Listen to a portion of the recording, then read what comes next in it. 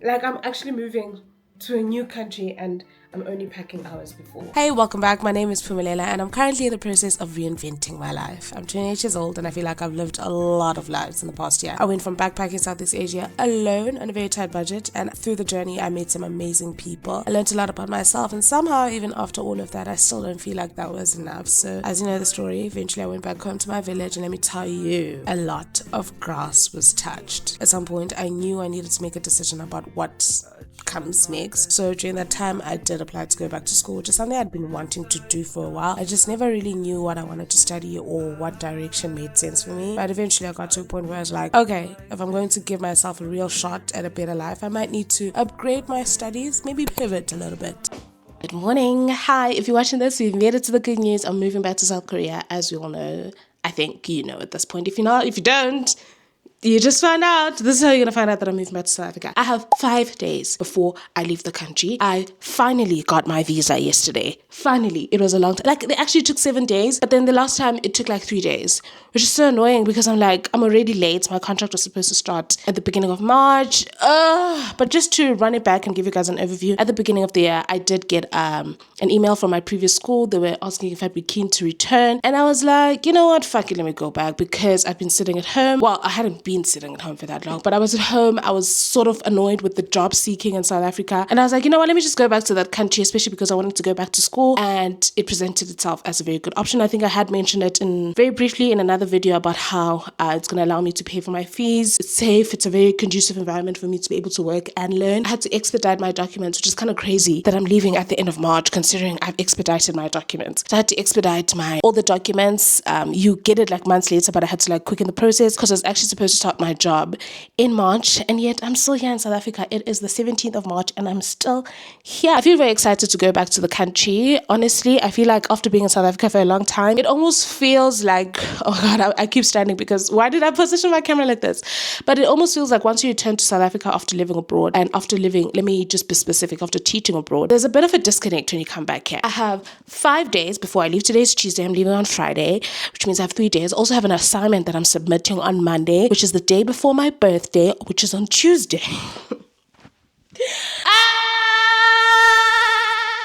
Anyway, let me go make some coffee. As always, I haven't had coffee. It's 10 a.m. because I always want to save that moment for us. And then we're going to start. All right? Let's go.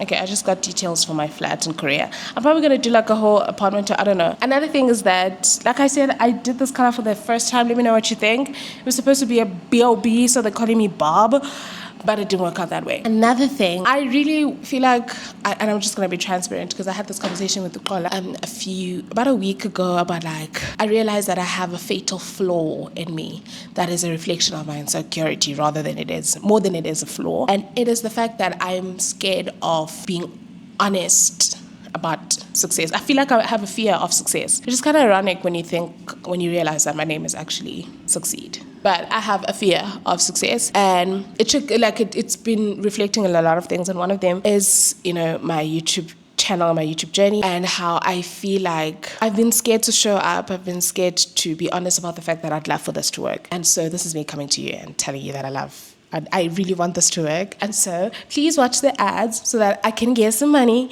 And when I get the money, I can travel with you or like do whatever the fuck. I don't know. I think that's what I want to say. It's kind of awkward for me too. But yeah, I think I'd really love to take this YouTube. It's going to be very hectic. I can tell you that for free 99. Because also as it stands, because I'm moving, Korea 7 hours abroad. It's Korea 7 hours ahead. I can't wait to leave.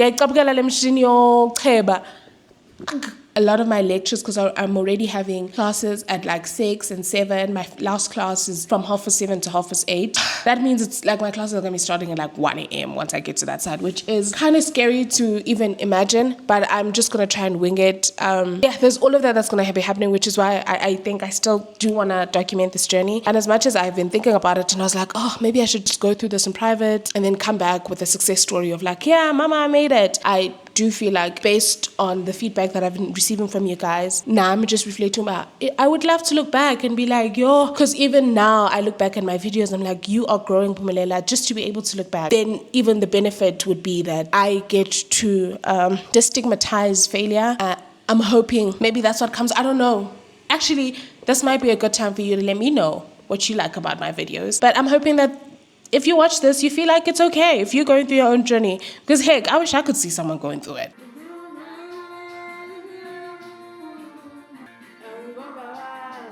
Guys, you know what I like about this degree and what I love about this assignment? And like I said, I'm gonna keep sharing all this with you because you guys are my besties. What I love is that it's very real life. For example, this assignment that we're doing on a research on South African companies. Like you can choose one of the South African companies, like Checkers, as an example. There's Checkers, You know, you get the gist. Where we are, based on what we're learning, it's like we're doing business models and finance, right? So the assignment is very along those lines where we basically are able to observe real life businesses. So for the previous assignment that was whacking me, which I got 55, which is not bad for a girl with no talent, but also like, let's buckle up. But it also gives her that confidence to be like, oh, the fact that you didn't know what you were doing, and you got that means if you could just give yourself more time and stop panicking. Anyway, in that assignment, we were basically looking at real life businesses. So I chose Apple as one of my case studies. Then I also did Johnson & Johnson, and in one of my cases, so it was Johnson & Johnson, there was Apple, and there's also Coca-Cola. So we had to choose from multiple industries, right? And it was just very interesting to see, wow, so much goes into a business that's just beyond like, oh, you need to market your business. And it's like all these tiny details things that I never really cared about, because all I know is that, these power-hungry, profit-driven corporations that don't care about the people and all that shit, right? That's been the recurring thing of this degree. It's a business adjacent, like I said, which is so crazy because I'm always like, fuck the capitalists. Okay, let's meet with my friend. Well, she's not my friend. Let me join the meeting. I should probably put on some earphones. Let me see how I look. I forgot how teams work. I'm not gonna lie. Oh, okay. Hi. Page 1 will have the appendix, which is the assignment. Because what is the point? Because sorry to cut you off. It's still the very same day. I'm gonna make some coffee because as you don't have an assignment, do you know what I did immediately after I was on the call with my classmate? I went to take a nap.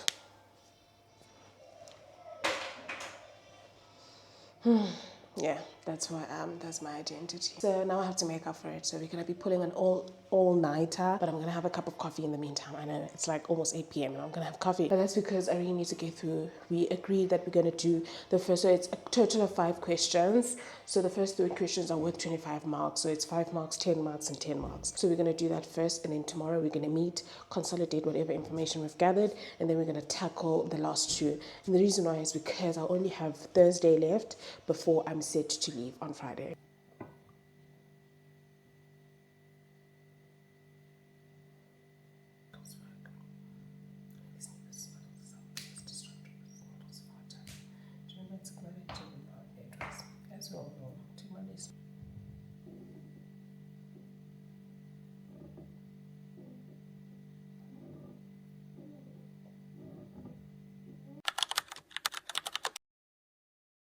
Yesterday I went to sleep and I had a very heavy heart because I was thinking about my life and my choices that have led me to this moment, and I wonder if it was up to my control. I don't know. The reason why is because, I don't know, I guess people don't share failure as much as I'm people too. It's so much easier to share your wins than it is to share your failures, that when all you see is wins, when you're going through what am I saying? When all you ever see online is people winning or whatever, it's hard to imagine that people also have their fair challenges and fair set of setbacks. This coffee's so good. I'm kind of anxious though. I've been in the country, I've been in the city, it's the same students, the same curriculum, it's the same thing. So there's that comfort of, okay, I'm just going back into same old routine. But there's also just the anxiety. I don't like the airport. I like boarding, I don't like checking in. Like after I've gotten my boarding pass, I'm like, okay, we can breathe. But the moment of having to check in your bags, even though like you check in online, you still have to check in your bags physically in there. And it's so anxiety inducing for me because I'm always like, I don't even know why. It's just, I'm like, I want to get this other side. I love the part where I'm sitting, and I think as with everyone, the part where I'm just sitting at the boarding gates, near the boarding gates. I'm just waiting for my flight. That's the best. I've been thinking about like Korea, and as much as, because if I'm being honest, as much as the opportunity came to me, it was like, hey, would you like to come back? There's a part of me that feels like, I don't know, it kind of feels like I failed. You know, you move away from something and you think, things are going to blossom, and that's not the case. So I've been trying to reconcile with my feelings from that. And also I think just the fear of perception of like, I don't know. I'm so excited for this version of myself going back. I've been battling with the idea of, do I want to document this or do I want to go through with it privately? But I want to document it. But I'm so excited for, I don't know, just going back to the same place as a different person and just seeing, but did I really grow or... Going according to plan. Some things I just won't understand. Never controlling ways up and molding, folding up time in your hand. I wouldn't be surprised if the day light breaks and you can't stay. You got places to be. It would still be enough for me. It would.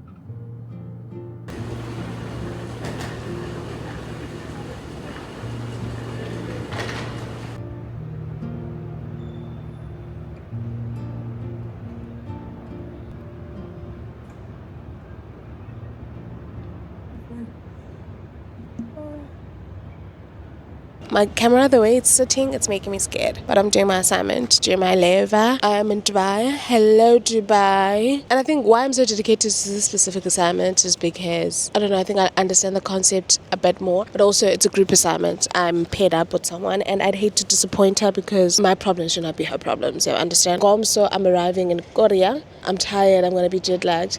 And then I have to meet with I almost said my team, my fellow teachers at work on that very same Sunday. We're probably going to go out for lunch just to introduce myself to, because it's new owners. Even though it's the same school, it's new, under new management. The Dubai airport is just...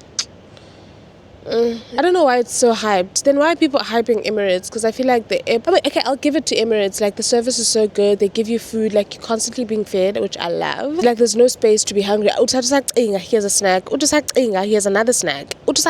Deep, here's lunch. Love it. And I was watching Bridget Jones. It's such a cool... It's going to be my favorite. I've never watched it. I remember Dibona SAPC. Was it ETV? Was it SAPC 1? Was it SAPC 3? I don't know. So it's basically like Sex in the City if it were a movie and it was based on Carrie and not so much her friends. Or like but like Carrie Bradshaw meets Issa Rae. No, Carrie Bradshaw meets Issa D. Walk with me. So I love it because she's just this quirky young girl who's just dumb as fuck, and we love to see it. Representation, okay? I feel seen. It's so predictable. I know she's gonna end up with the guy from her childhood. Okay, cool, whatever. I just saw it from the start. But